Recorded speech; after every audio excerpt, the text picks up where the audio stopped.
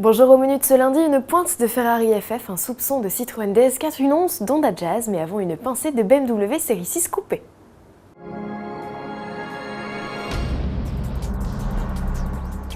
La série 6 coupée, c'est elle. BMW a donc préféré lancer sa luxueuse berline au salon de l'automobile de Shanghai en avril prochain plutôt qu'à Genève.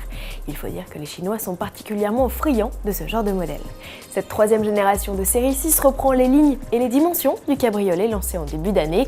Comparé à la génération précédente, la série 6 voit sa longueur et son empattement allongé de 7,5 cm.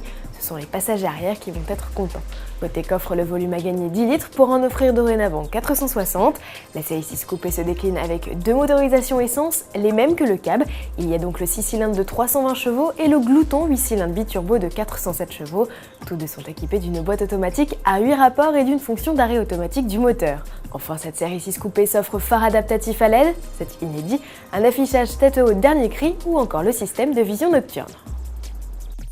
La tournée de promotion de la Ferrari FF se poursuit à quelques jours de sa commercialisation. Après les moquettes du salon de l'automobile de Genève, le premier modèle à transmission intégrale de Maranello s'est envolé pour les Alpes italiennes, au plan de Coronne précisément, un sommet situé à 2350 mètres d'altitude et accessible uniquement via remontée mécanique.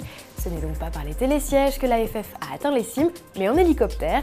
C'est l'armée italienne qui a escorté la sportive au cheval cabré. Pas qu'une opération de marketing rocambolesque, il s'agit aussi pour Ferrari de proposer une piste d'essai atypique aux 200 journalistes prochainement conviés à l'essayer. Rien de tel qu'un tracé de glace et de neige pour apprécier la tenue de route de son dernier modèle ainsi que les performances de l'inédit V12 de 660 chevaux.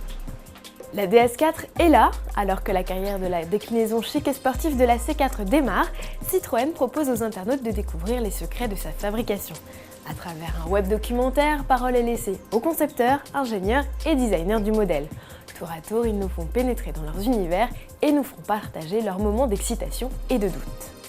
Cette incursion inédite au sein des ateliers de design et de création, déclinée en 6 épisodes, est à retrouver chaque vendredi en ligne sur citroën.fr et les comptes officiels Citroën sur YouTube et Facebook. La première citadine hybride est en concession. La Jazz Écolo de Honda a fait sa rentrée le 10 mars. Elle est d'ailleurs à retrouver à l'essai dans votre Autoplus du 14 mars et en vidéo sur autoplus.fr. L'arrivée de cette déclinaison coïncide avec le repoudrage des classiques versions essence.